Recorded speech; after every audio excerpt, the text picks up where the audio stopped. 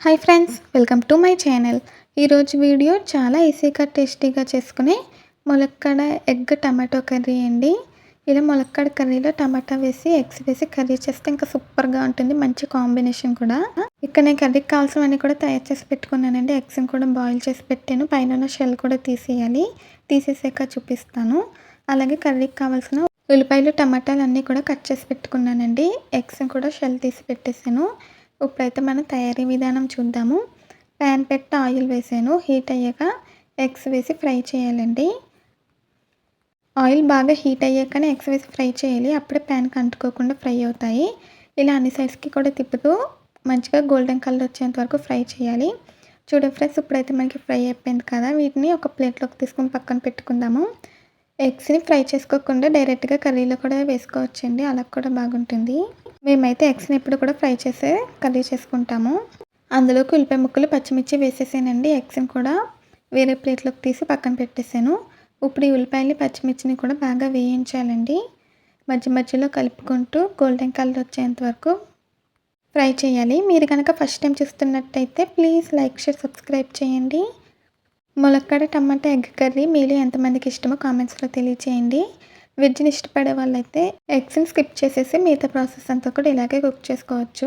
ఇప్పుడైతే మనకు ఉల్లిపాయలు మగ్గిపోయినాయి కదా. తర్వాత అందులోకి 2 టమాటాలు తీసుకున్నానండి. పెద్ద సైజు టమాటాలు వేసి మగ్గించాలి. సాఫ్ట్గా అయ్యేంత వరకు కూడా ఫ్రై చేయాలి. టమాటా క్వాంటిటీ కూడా ఎక్కువ తీసుకోవాలండి కర్రీలో. అప్పుడే మనకి టేస్ట్ సూపర్గా ఉంటుంది. అలాగే మంచిగా గ్రేవీ కూడా వస్తుందండి. టమాటా ఫ్లేవర్ ఎక్కువగా ఉంటేనే బాగుంటుంది. చూడండి ఫ్రెండ్స్, ఇప్పుడైతే మనకి టమాటాలు కూడా మగ్గిపోయాయి. తర్వాత ఇందులోకి ములక్కాడ కూడా వేసేసి ఒక 2 నిమిషాల పాటు వేయించానండి. వీటిని డ్రమ్ స్టిక్స్ అని అంటారు ఇంగ్లీష్లో. డ్రమ్ స్టిక్ టమాటో కర్రీ అండి. ఇలా ఆయిల్ సపరేట్ అయ్యేంత వరకు వేయించిన తర్వాత రుచికి సరిపడా ఉప్పు, కొద్దిగా పసుపు, తగినంత కారం వేసుకోవాలి. వేసి ఒకసారి బాగా కలిపి 2 నిమిషాల పాటు ఆయిల్లో ఉప్పు కారాన్ని మగ్గించాలండి. ఇలా ఫ్రై చేయడం వల్ల మనకి కర్రీ టేస్ట్ అనేది సూపర్గా వస్తుంది. చూసారా ఫ్రెండ్స్, ఇప్పుడైతే మనకి బాగా ఫ్రై అయిపోయిందండి. సిమ్లో పెట్టి మగ్గించాను. తర్వాత ఇందులోకి వాటర్ వేసానండి తగినంత. చాలా సింపుల్గా చేసుకోవచ్చు. ఉదయం లంచ్ బాక్స్ రెసిపీగా కూడా ఈ కర్రీ చేసుకోవచ్చు అండి. తొందరగా అయిపోతుంది.